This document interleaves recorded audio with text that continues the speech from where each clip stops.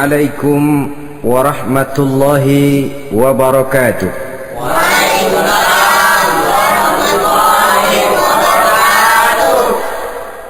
Bismillahi walhamdulillah, wassalatu wassalamu ala sayyidina rasulillah wa ala alihi wa sahbihi wa mawalah. La hawla wa la quwwata illa billah, amma ba'du. Saudara-saudara kaum muslimin yang berbahagia,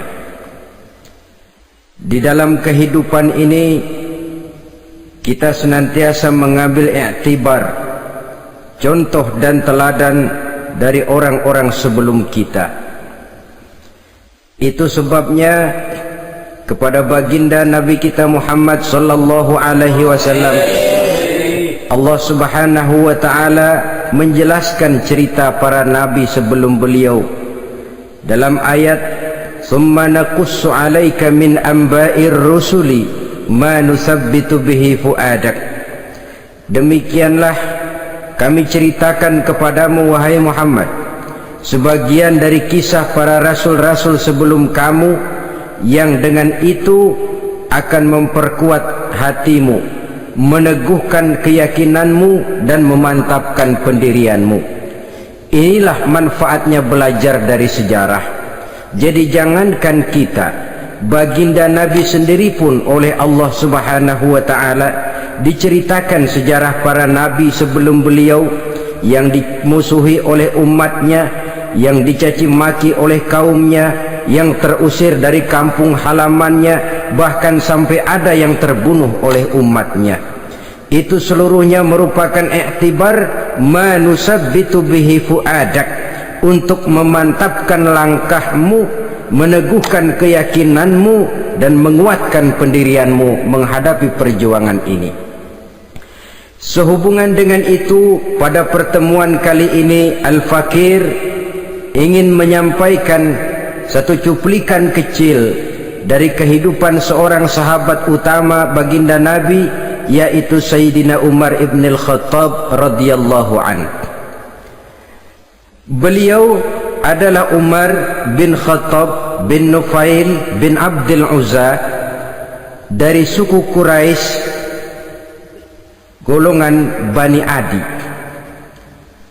Perawakannya tinggi, kekar dan gagah, melambangkan sifatnya yang pemberani, tegas dan tidak pernah kenal takut kepada siapapun.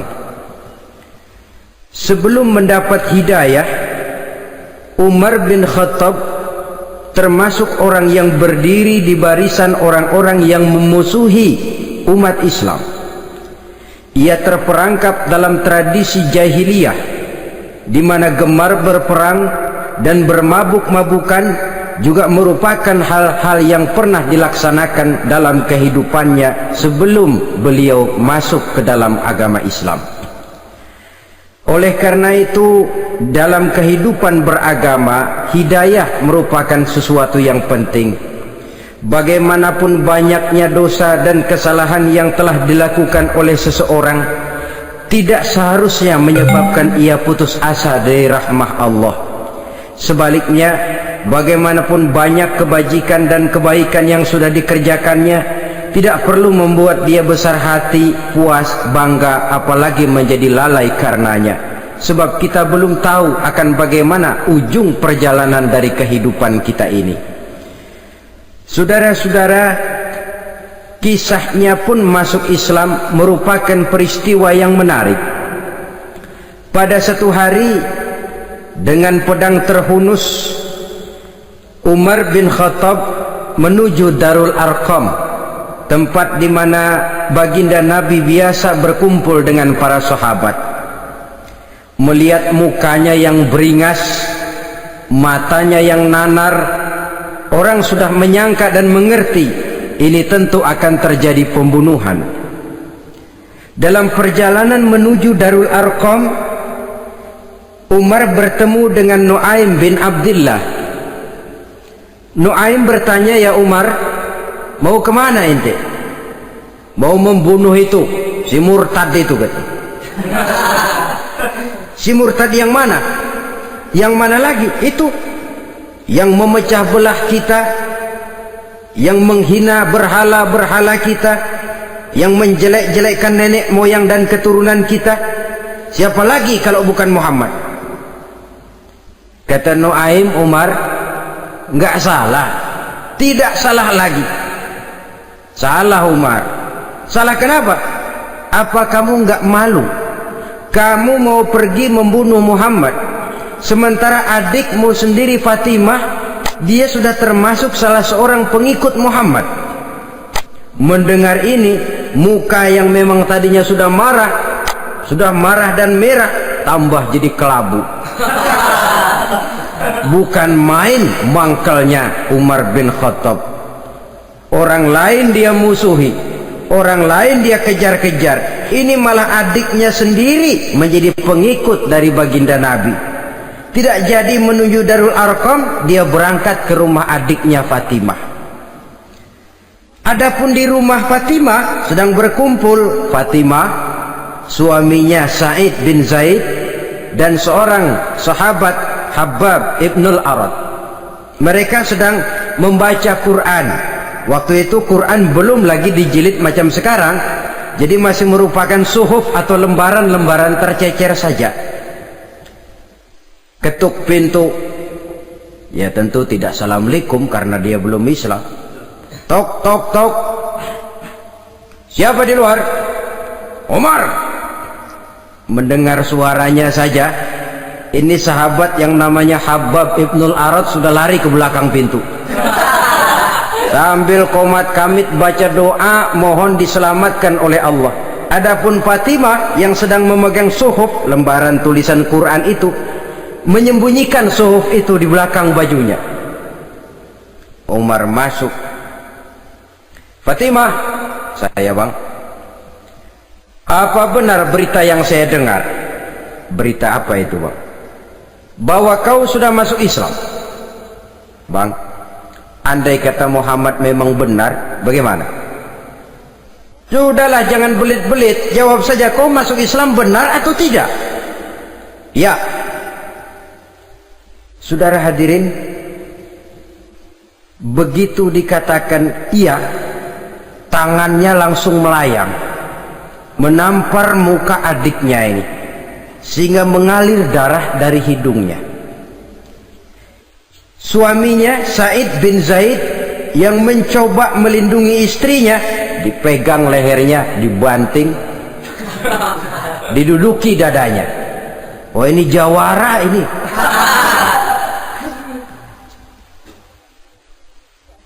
Namun pada saat sedemikian, suara kebenaran terpantul dari mulut Fatimah, adik dari Umar bin Khattab ini.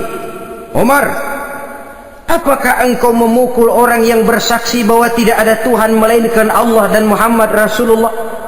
Apakah engkau menganiaya seseorang yang terpanggil untuk mengikuti kebenaran? Manusia macam apa engkau, Umar? Saudara, memang dia orang keras, tapi hatinya mudah menerima kebenaran, sehingga mendengar kalimat adiknya ini tercenung dia sejenak, melongo, bengong kata anak sekarang.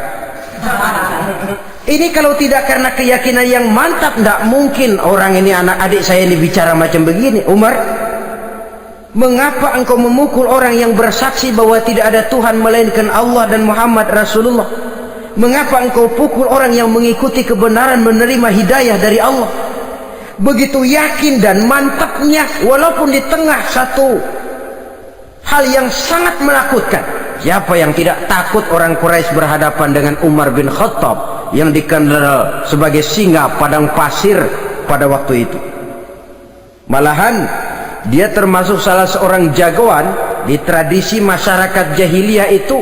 Ada satu pasar yang namanya pasar Ukaz. Tiap tahun di pasar itu diadakan pesta. Pertama pertandingan syair, jadi penyair waktu itu jadi kebanggaan. Syair-syair yang menang itu digantung di dinding Ka'bah. Jadi setiap suku akan bangga kalau mempunyai ahli syair yang hebat. Nah, lalu diadakan juga lah perlombaan balap kuda, memanah, termasuk gulat. Lah Umar ini tiap kali pertarungan mesti menang. Belum pernah ada yang berhasil mengalahkan dia. Jawara. Saudara-saudara, mendengar adiknya begitu mantap hatinya, apalagi ketika adiknya berkata begitu, suhuf, lembaran yang disembunyikan di belakang bajunya tersembul. Apa yang kau sembunyikan di balik bajumu itu? Suhuf. Apa suhuf itu? Lembaran Al-Quran. Coba saya lihat. Enggak boleh. Kenapa? Kamu kotor. Orang kotor tidak boleh megang Quran. Saya mau lihat. Enggak boleh. Kalau kamu mau lihat, mandi dulu. Diturutinya permintaan adiknya itu. Lalu diambilnya suhuf tadi. Dia baca. Kebetulan ayat yang dibacanya ayat pertama dari surah Toha yang berlanjut dengan ayat 14 pada surah yang sama. Dia baca, Bismillahirrahmanirrahim. Toha ma anzalna ilaikal qur'ana litashqa illa tazkiratan liman yakhsha. Toha, tidaklah aku turunkan Al-Quran ini untuk bikin sukar manusia, melainkan merupakan pengingat bagi orang-orang yang takut kepada Allah. Lalu pada ayat ke-14, Innani anallahu la ilaha illa ana fa'budni. Sesungguhnya akulah Allah, tidak ada Tuhan melainkan aku, maka hendaknya hanya kepadakulah kamu menyembah. Wa aqimis salata li dzikri, dirikanlah salat untuk mengingat aku. Inna sa'ata atiyatun akadu ukhfiha litujza kullu nafsin ma tas'a. Sesungguhnya kiamat itu pasti akan datang, yang sengaja waktunya kami tidak beritahukan kepada kamu semua, untuk kami balas setiap orang tentang apa saja yang telah mereka lakukan dalam kehidupan di dunia ini. Setelah membaca ayat ini, gemetar tangannya. Ini sih nggak main-main ini. Ini belum pernah saya baca ajaran semacam ini. Tidak patut orang yang mempunyai kitab suci semacam ini dimusuhi. Ini sesuatu yang benar. Tergetar jiwanya. Hei Fatimah, Muhammad di mana Muhammad? Saya tidak akan memberitahu kepada kamu. Di mana? Saya tidak akan memberitahu. Lebih baik kau bunuh saya kalau memang maksudmu mau mencelakakan Muhammad. Sama sekali saya tidak akan mencelakakan dia, Fatimah. Kasih tahu saja di mana dia. Darul Arqam. Bergegas dia menuju Darul Arqam. Di dalam Nabi memang sedang kumpul dengan para sahabat, termasuk ada Sayyidina Hamzah yang juga terkenal jawara juga. Ketuk pintu. Ketuk pintu. Siapa di luar? Umar. Di dalam ini geger sebagian sahabat. Umar datang ini pasti bencana. Umar datang, wah, kalau istilah kampung, kerok dan urusan.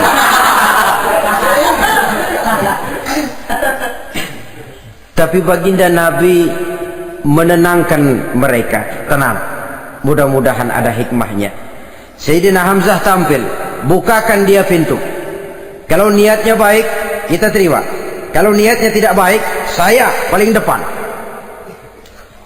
Dibukakan pintu. Begitu dibukakan pintu, Umar masuk merangkul baginda Nabi, kemudian dengan tersendat, Ashhadu an la ilaha illallah wa ashhadu annaka ya Muhammad Rasulullah. Saya bersaksi tidak ada Tuhan melainkan Allah, dan saya bersaksi bahwa engkau hai Muhammad adalah utusan Allah. Sahabat takbir semua, Allahu Akbar, Allahu Akbar. Kegembiraan meliputi suasana ketika itu. Kenapa? Karena sebelumnya dikala Umar belum masuk Islam, dia merupakan ganjalan yang paling dikhawatirkan oleh umat Islam. Setelah dia masuk Islam, jelas merupakan satu keuntungan yang sangat besar. Dan dia tertarik kepada Islam bukan karena bujuk rayu orang, tidak karena diberikan harta, tidak karena diiming-iming oleh kedudukan tinggi, Tapi karena kebenaran, hidayah menembus hatinya melalui wasilah ayat dalam surah Thaha yang dibacanya melalui suhuf yang dipegang oleh adiknya tadi. Sejak saat itu berubah 180 derajat Umar bin Khattab radhiyallahu anhu. Tetapi tetap dengan sifatnya keras, tegas, dan tidak pernah kenal takut kepada siapapun. Cuma kalau sebelum Islam dia kerasnya kepada Islam, setelah dia masuk Islam muter arah kepada siapapun yang memusuhi Islam, dia bersikap keras, tegas, dan tidak pernah kenal takut. Bahkan setelah beliau masuk Islam, satu hari ketika di Darul Arqam kumpul-kumpul, waktu itu Nabi belum berdakwah secara terbuka karena pengikut masih sedikit. Sayyidina Umar usul, "Ya Rasul, ada apa Umar? Alasna 'alal haq fi mamatina wa mahyana." Ya Rasul, bukankah kita ini berdiri di atas sesuatu yang benar? Bukankah mati kita, hidup kita untuk melaksanakan sesuatu yang benar? Bala ya Umar, betul Umar. Wallazi nafsi biyadih, innakum la'alal haq in muttum wa in hiyitum. Demi Allah Umar, kata Nabi, sesungguhnya kamu dan kita semua berdiri di atas kebenaran, hidup ataupun mati. Setelah mendapat jawaban begini, Umar masuk kepada tujuan pembicaraannya. Izan ya Rasul, fafimal ihtifal. Kalau memang begitu ya Rasul, kalau memang kita yakin kita berdiri di atas kebenaran, kita hidup karena kebenaran, kita mati pun memperjuangkan kebenaran, fafimal ikhtifa. Kenapa mesti ngumpet-ngumpet? Kenapa harus sembunyi-sembunyi? Wallazi ba'asaka bil haqq, demi Allah ya Rasul, la takhrujanna wa la nakhrujanna ma'ak. Tuhan harus keluar menyampaikan Islam ini secara terbuka, dan kami akan mendampingi Tuhan dengan segenap jiwa dan raga. Sekali masuk Islam gak tanggung-tanggung. Yang kayak begini ini yang kita perlukan sekarang ini. Begitu masuk Islam gak tanggung seluruhnya, jiwa dan raganya masuk Islam. Beliau yang pertama kali mengajukan ide, kenapa harus dakwah sembunyi ya Rasul? Wong kita berdiri di atas kebenaran, memperjuangkan sesuatu yang hak. Kalau kita mati, kita pun mati membela kebenaran. Kenapa mesti fafimal ikhtifa? Kenapa harus sembunyi-sembunyi? Mulai sekarang mari keluar ya Rasul, saya akan dampingi Tuhan, nyawa taruhannya. Saudara hadirin yang saya hormati, selalu dia tempat-tempat yang pernah dia melaksanakan maksiat sebelum dia Islam, selalu dia kunjungi, sampai dia berkata, tidak ada tempat yang pernah saya melakukan kesalahan sebelum saya Islam yang harus saya tutupi dengan kebajikan setelah saya Islam sekarang ini. Bahkan ada satu riwayat menjelaskan beliau itu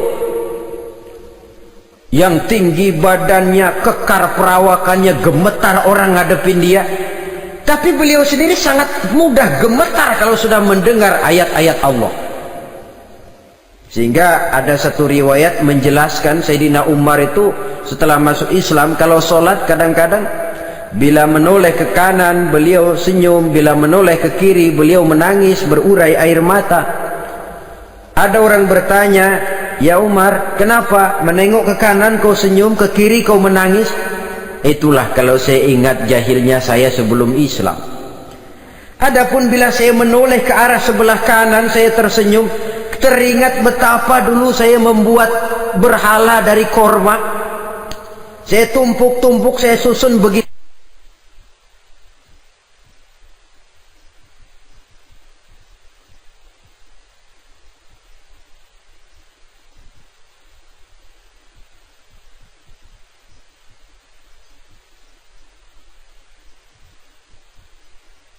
Itu rupa.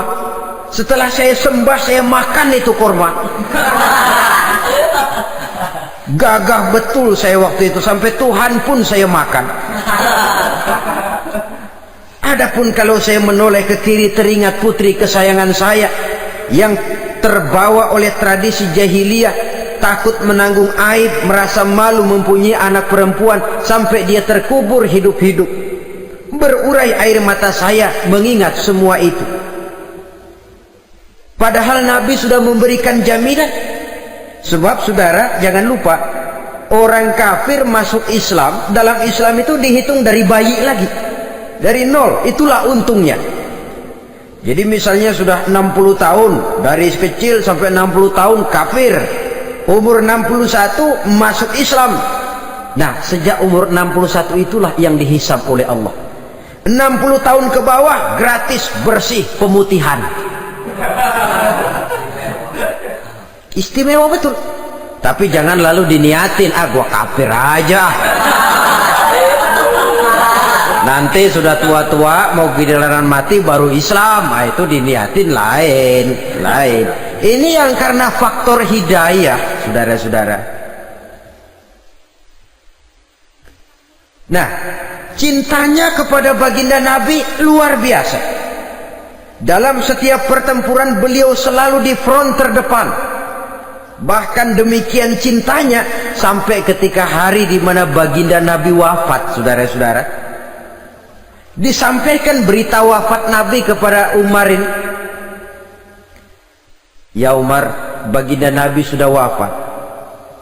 Kamu ngomong apa? Baginda Nabi sudah wafat. Bukan sedih, nyabut pedang, keluar matanya melotot. Siapa yang bilang Muhammad mati, saya tabas batang lehernya. Begitu cintanya beliau kepada baginda Nabi, sampai-sampai nggak menerima kalau Nabi wafat. Taruhlah nggak bisa mati bersamaan, bolehlah mati beriring-iring saja barangkali maksudnya.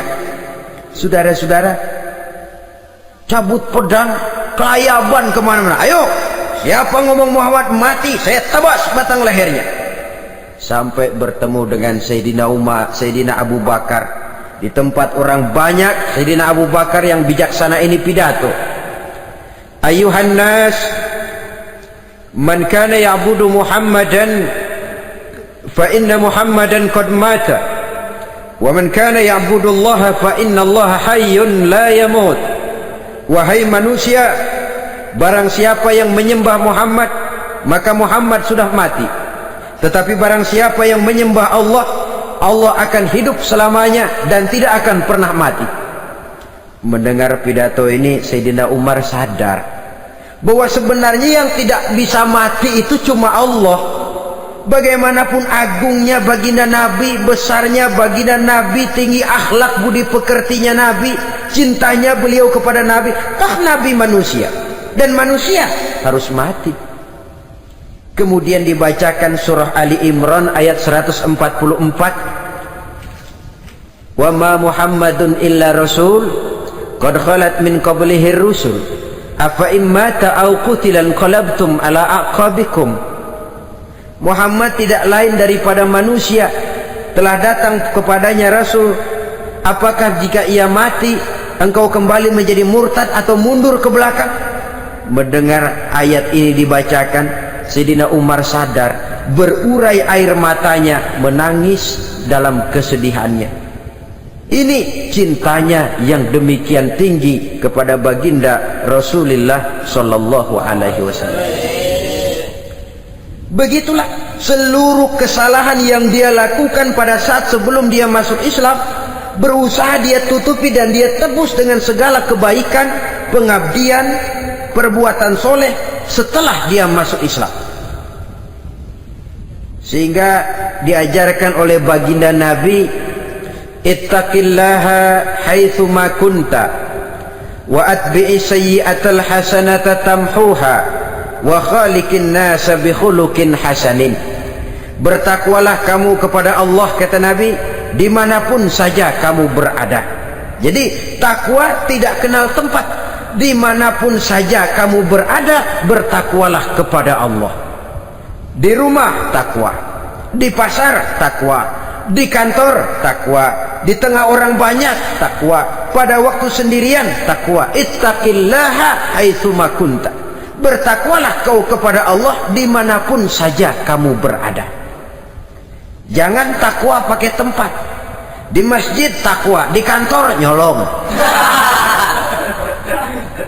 Itu tidak haitsu makunta, yang diajarkan oleh Nabi. Dimanapun kamu berada, bertakwalah kepada Allah. Wa atbi'i sayyi'atal hasanah tamhuha, dan iringi perbuatanmu yang salah dengan kebaikan. Jadi kalau satu saat terselip kita berbuat salah, cepat iringi dengan kebaikan, tamhuha, dengan harapan kebaikan yang kita kerjakan akan menutupi dosa yang terselip kita lakukan. Amin. Ngomongin orang, astagfirullahalazim, banyak istighfar. Istighfarnya mudah-mudahan bisa nutupin dosa karena ngomongin orang. Tapi jangan lalu tambah sulap, ngomongin orang istighfar, terus ngomongin lagi istighfar lagi. Itu tentu tidak bisa dengan cara begitu.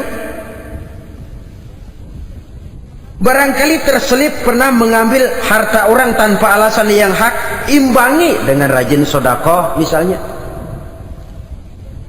Barangkali pernah menyakiti hati orang, imbangi dengan perbuatan yang bisa menyenangkan hati orang lain. Itu namanya mengiringi perbuatan yang bersifat salah dengan kebajikan. Ini yang dilakukan oleh Sayyidina Umar. Setiap pelosok hampir dia datangi, tempat-tempat di mana dia pernah melakukan kesalahan sebelum Islam, di sana dia tegakkan kebajikan dan kebaikan. Kegagahannya, keperkasaannya, keberaniannya sepenuhnya bulat-bulat sudah diwakafkan untuk kepentingan Islam.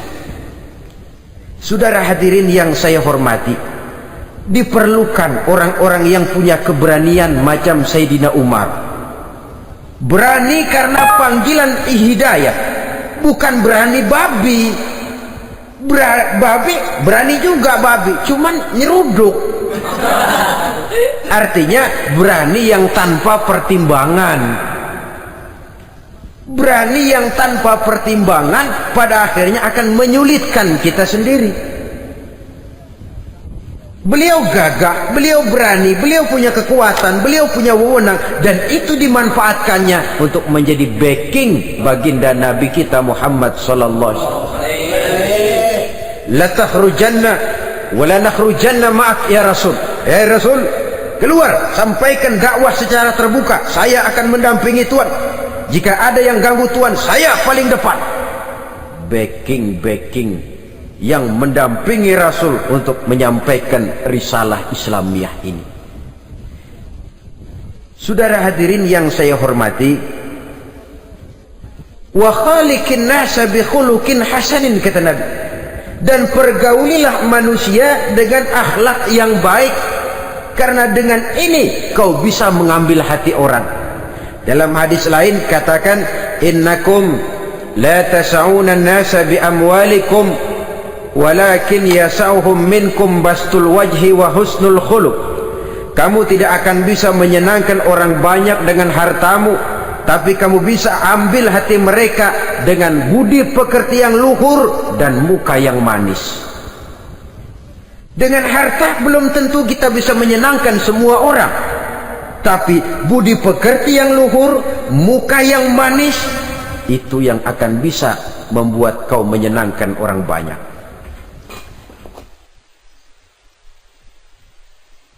Setelah baginda Rasul wafat, pernah ketika berkumpul, Sayyidina Abu Bakar berkata kepada Sayyidina Umar, ya Umar, saya baiat kamu untuk menjadi khalifah. Jawab beliau, sayalah yang akan membaiat Tuan. Tapi Anda lebih utama dari saya Umar. Keutamaan saya akan saya berikan kepada Tuan untuk mendukung kekhalifahan Tuan. Di sini kelihatan wataknya yang tidak ambisius, gagah, berani, perkasa, tapi tahu diri, nggak nyelonong, tidak menggunakan kekuasaannya, kegagahannya untuk maksud yang sewenang-wenang. Oleh karena itu setelah Sayyidina Abu Bakar wafat, beliau dilantik menjadi khalifah. Keluarlah pidatonya yang terkenal, Ayuhan nas, inni qad wullitu alaikum walastu bi khairikum. Hai manusia, aku telah dipilih menjadi pemimpin kamu, padahal aku bukanlah orang yang terbaik di antara kamu.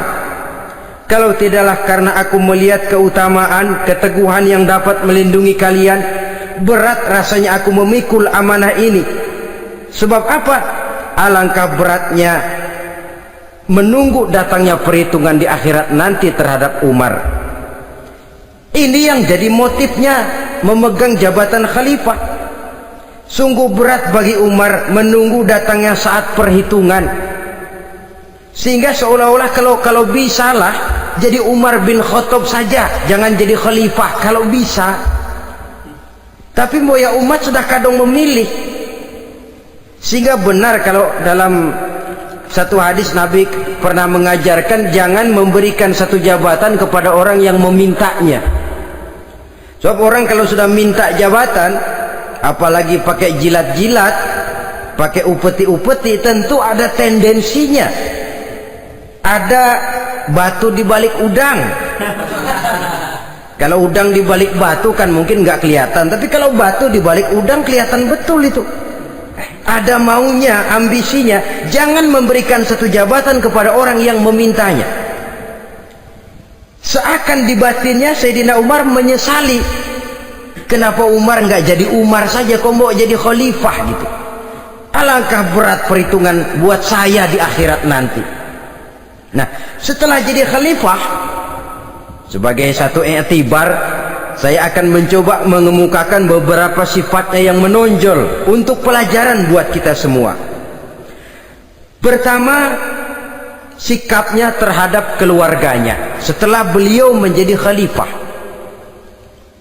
Kedudukan sebagai keluarga Umar bin Khattab bukan merupakan kedudukan istimewa. Itu ditanamkan betul kepada keluarganya.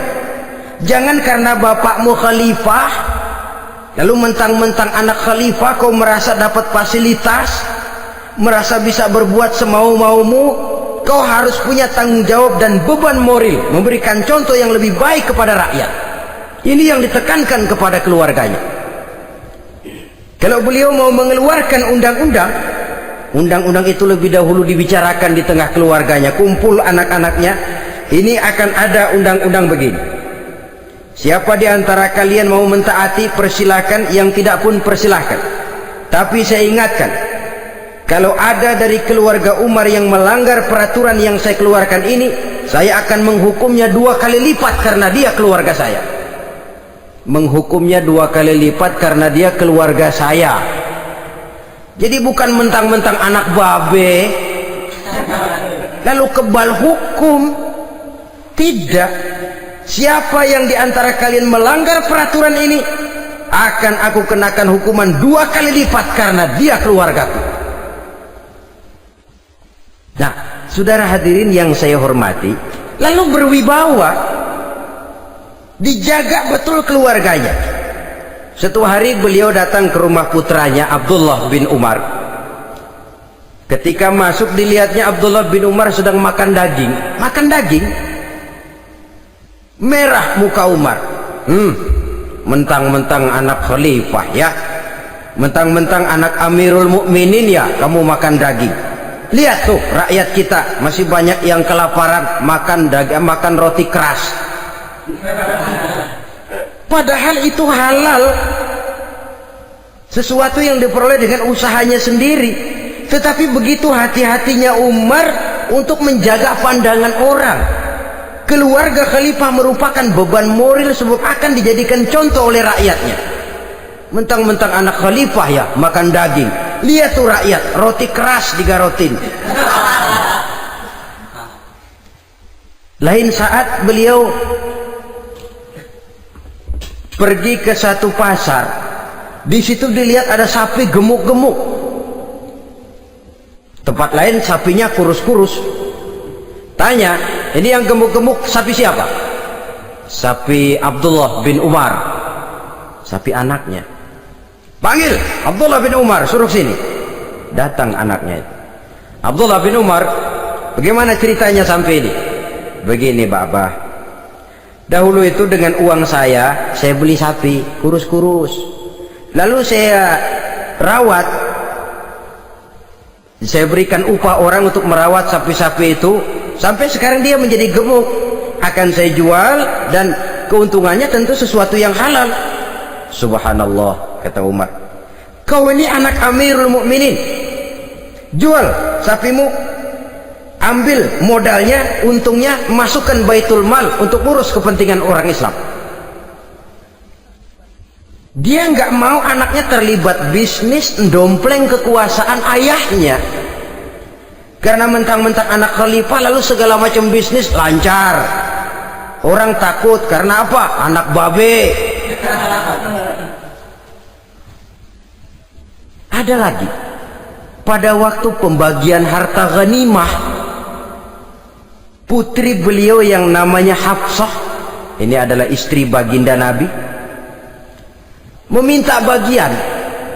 Kaum kerabat ayah, ini kerabat khalifah, kitalah dulu kerabat. Kalau kau kerabatku, maka jatahmu nanti dari ayahmu. Harta ini masih lebih banyak dibutuhkan oleh orang-orang Islam. Nanti belakangan kalau ada sisanya. Belakangan kalau ada sisanya. La haula wala quwata illa billah.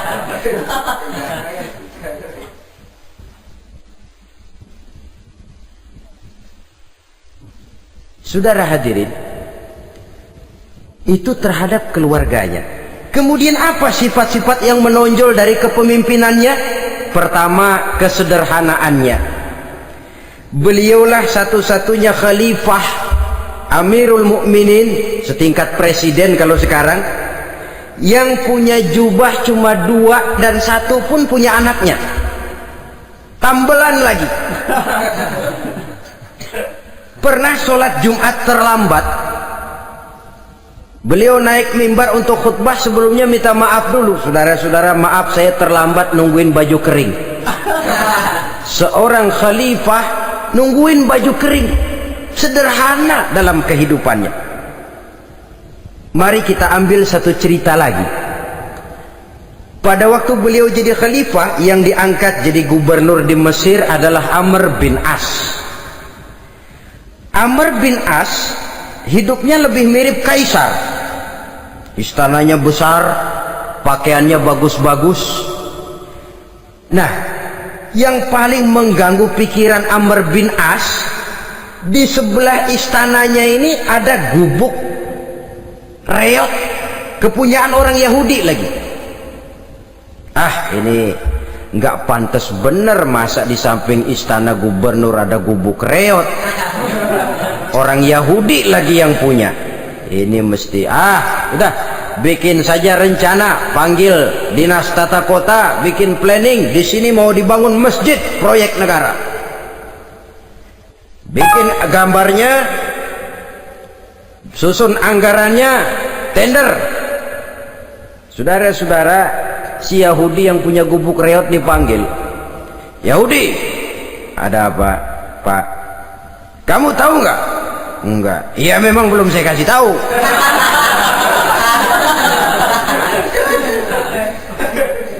Ada apa, Pak? Itu kamu punya gubuk, tahu, kena proyek. Proyek apa, Pak? Kami mau bangun masjid besar di situ, dan tidak sesuai ada gubuk reot di samping tempat gubernur. Jadi maksud Bapak, gubukmu, tanah-tanahnya mau saya bebaskan, saya beli. Enggak mau, Pak, saya enggak mau jual. Saya bayar 2 kali lipat. Enggak mau. 3 kali lipat, 6 kali lipat juga enggak mau, Pak. Saya dari muda peres keringat banting tulang cuma segitu-gitunya, Pak, tempat saya tinggal. Gubuk reot sama tanahnya sedikit, makmur saya, Pak, cuma rumah sama sumur.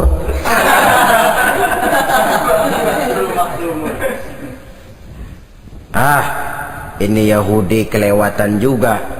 Akhirnya turun perintah, sudah, kalau dia nggak mau dibebaskan, gusur saja, tarik, ambil bulldozer, digusur. Yahudi ini berurai air matanya. Aduh, begini jadi rakyat kecil, udah jatuh ketiban ember lagi. Tapi pikir-pikir Amr bin As kan bukan yang paling atas. Dia kan cuma pejabat, masih ada atasannya lagi. Lapor lapor. Yahudi ini berangkat ke Madinah. Bayangkan dari Mesir ke Madinah. Jalan. Di sepanjang jalan dia berpikir membanding-banding. Kalau gubernurnya saja istananya begitu mewah, apalagi khalifahnya. Kalau gubernurnya galak main gusur, apalagi khalifahnya. Dan saya bukan orang Islam, apa dia lemin ngadu? Apa dapat tanggapan?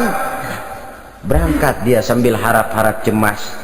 Sampai di pintu kota Madinah, dia temui orang lagi tidur di bawah pohon korma. Selamat siang Pak. Ada apa? Pak. Apa? Mau lapor.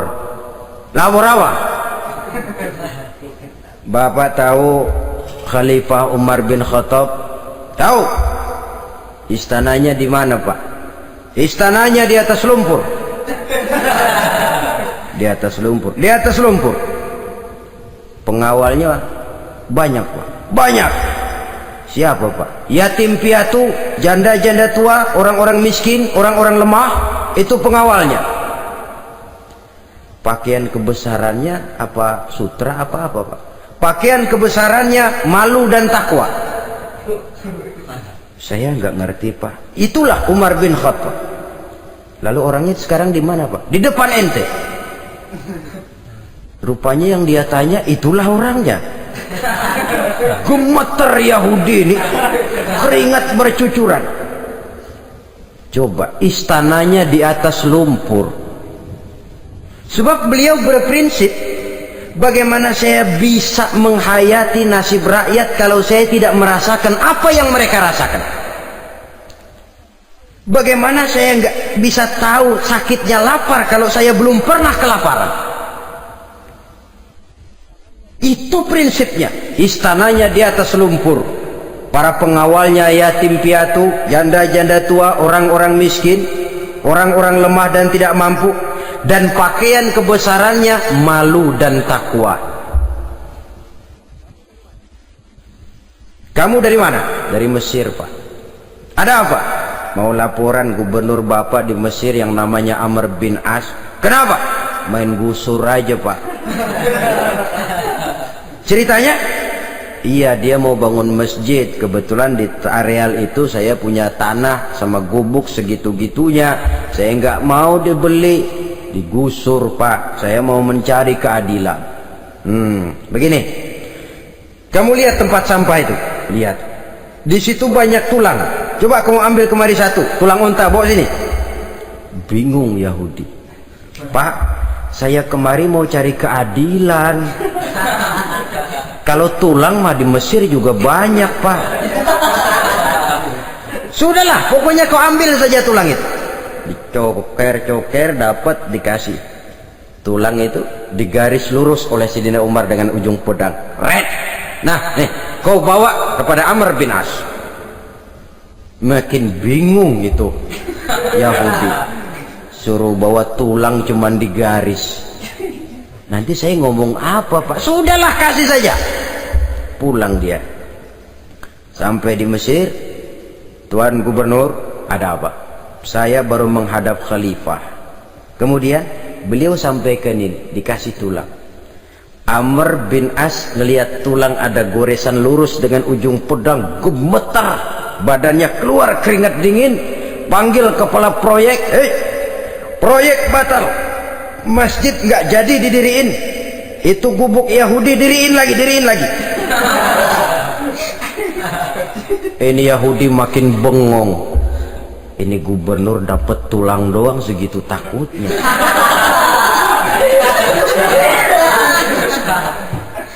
Ada apa sebenarnya Tuan Gubernur? Kamu tahu, ini nasihat pahit buat saya dari Amirul Mukminin Umar bin Khattab. Seolah-olah beliau bilang, hai Amr bin As, jangan mentang-mentang sedang berkuasa ya. Pada satu saat kau akan jadi tulang-tulang kayak begini. Maka mumpung kamu masih hidup dan berkuasa, berlaku lurus dan adillah kamu seperti lurusnya garis di atas tulang ini. Red, lurus, adil, jangan bengkok. Sebab kalau kamu bengkok, nanti aku yang luruskan pakai pedangku.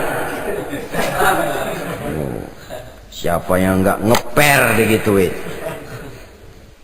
Sampai akhirnya apa? Kata si Yahudi, Pak, kalau begitu Islam adil ya? Adil. Kalau gitu biarin dah Pak, tanah saya. Mau kamu jual? Bukan saya jual Pak, saya kasih aja dah. Campur gubuk-gubuknya, ambil aja dah.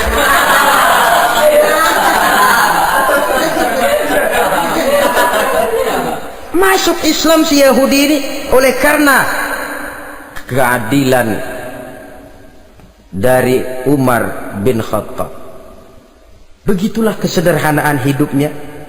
Sampai saudara, yang ironi betul, pernah Utsman bin Affan, Ali bin Abi Thalib, Thalhah dan Zubair kumpul mendengar berita bahwa Sayyidina Umar ini punya hutang. Bayangkan, seorang khalifah untuk melangsungkan hidupnya sampai punya hutang. Padahal Baitul Mal di bawah kekuasaannya. Berunding Utsman, Ali, Thalhah, Zubair. Kalau kita langsung ngomong sama Umar nggak enak dong, dia nggak bakalan terima. Lewat putrinya aja, Hafsah deh. Baik. Hafsah ngomong sama Umar, Abah, kenapa? Bagaimana kalau honor Abah ditambah, ditingkatkan supaya hutang bisa ketutup? Hafsah, saya Abah. Siapa yang nyuruh kamu ngomong begitu? Enggak ada. Ada. Saya tahu ada ini. Kalau enggak ada, kamu enggak mungkin ngomong begitu. Tapi orangnya kalau saya tuntut, mereka mungkin enggak mau. Sekarang saya mau tanya Hafsah, kau kan istri Rasul, betul? Nah, saya mau tanya, suamimu makanannya apa? Daging? Bukan. Roti.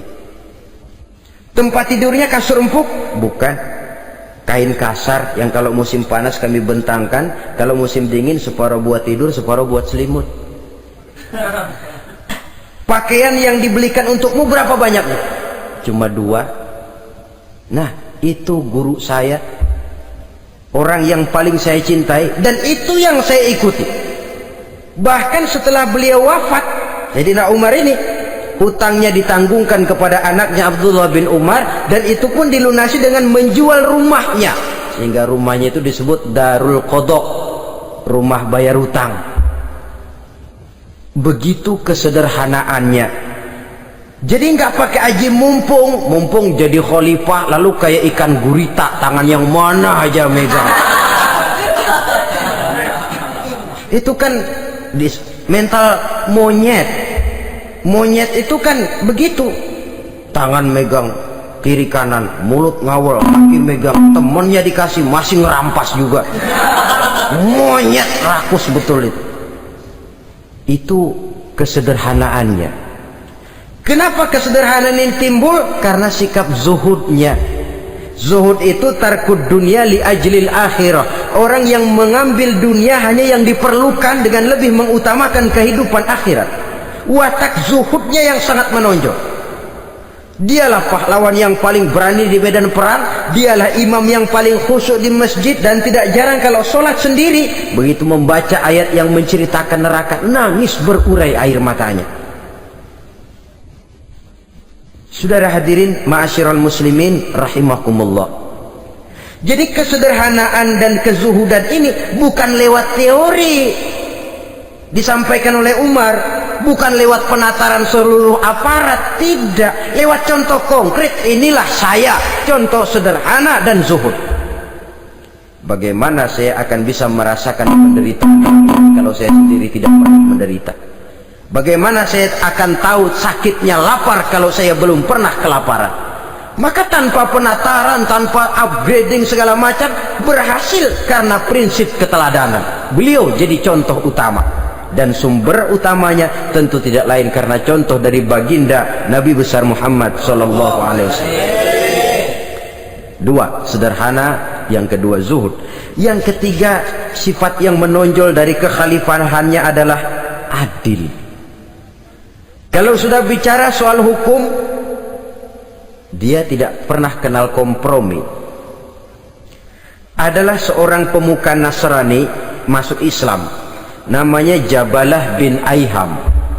Ketika dia bikin haji, kain ihramnya keinjak orang Arab yang hitam, Badui. Jengkel, dia merasa bekas tokoh, enak aja nih orang udah jelek nginjak lagi. Ditempeleng orang tadi. Orang ini lapor kepada Umar, panggil Jabalah bin Aiham. Panggil. Kau ditampar? Betul Khalifah. Tampar dia. Tampar lagi. Dipukul orang itu di depan Sayyidina Umar. Jadi tidak karena kau ini bekas kepala suku, kau ini bekas orang terhormat, lalu ada kebijaksanaan yang tidak bijaksana, kebijaksanaan yang akhirnya jadi tidak bijaksana. Dan itu memang sudah dimulai dengan memblokir keluarganya. Tidak satu keluarganya pun yang boleh mempunyai perasaan bahwa menjadi keluarga khalifah merupakan fasilitas dan keuntungan. Kau jangan makan di atas punggungku, kau jangan menikmati fasilitas di atas keringatku. Dan tidak ada keinginan mewariskan jabatan khalifah kepada anak-anaknya. Pernah beliau musyawarah, saya bingung kenapa khalifah, gubernur Kufah ini sulit nyari orang. Diangkat yang lemah, rakyat ngeluh. Diangkat yang keras, rakyat juga ngeluh. Ada calon khalifah, kalau ini mah nggak salah lagi nih buat gubernur Kufah. Siapa? Abdullah bin Umar, anak beliau sendiri. Melotot matanya, jangan macam-macam kau, cukup satu orang Umar memegang jabatan ini. Kalau berhasil, kami keluarga Umar sudah merasakannya. Kalau gagal, cukup kegagalan seorang Umar. Tidak berusaha mengorbitkan anaknya, wah anak babe diangkat jadi jadi tidak, malah diblokir, cari yang lain. Tapi Abdullah bin Umar cukup syarat ya khalifah, dia orang bertakwa dan soleh. Yang takwa dan soleh bukan cuma anak Umar, anak orang lain juga banyak yang takwa dan soleh. Itu prinsipnya. Sehingga ketegasannya ini membuat orang jadi sungkan. Dan tidak seorang pun berani kirim-kirim upeti hadiah. Pernah itu ada pejabat dari Azerbaijan kirim makanan, kue, mending apa? Kue. Gitu dicicipi enak juga ya kue ini, enak khalifah. Ini di sana apa makan rakyat biasa? Bukan, ini makanan orang-orang fake. Nah, dibungkus lagi itu kue, dibungkus. Ontamu mana? Di luar. Ambil, bawa pulang, serahkan lagi kepada gubernur di sana. Kasih tahu salam dari Umar bin Khattab, kenyangkan dulu rakyat dengan makanan seperti ini, kita belakangan. Jadi kalau rakyat lapar, saya orang pertama yang akan merasakan kelaparan. Tapi kalau rakyat makmur, biarlah saya menjadi orang terakhir yang kenyang. Kan bagus prinsip itu. Jikalau rakyat kelaparan, saya akan jadi orang pertama yang merasakan lapar. Tapi kalau rakyat makmur, biar saya jadi orang terakhir yang kenyang. Jangan dibalik. Pada saat rakyat kelaparan, dia kekenyangan. Dan selanjutnya, sikap keadilannya ini, saudara-saudara, menyebabkan hukum lalu jadi berwibawa. Pernah beliau jalan-jalan di lorong kota Madinah, di tempat yang namanya Harah bersama Aslam. Ada ibu-ibu, anaknya nangis, lapar ma, sabar dikit lagi matang gitu. Emang tuh ibu lagi ngerebus, bunyi air ngegulak, luguk.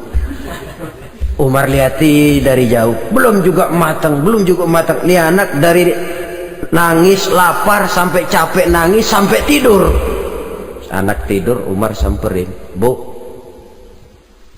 yang masak apa sih kok nggak bisa matang?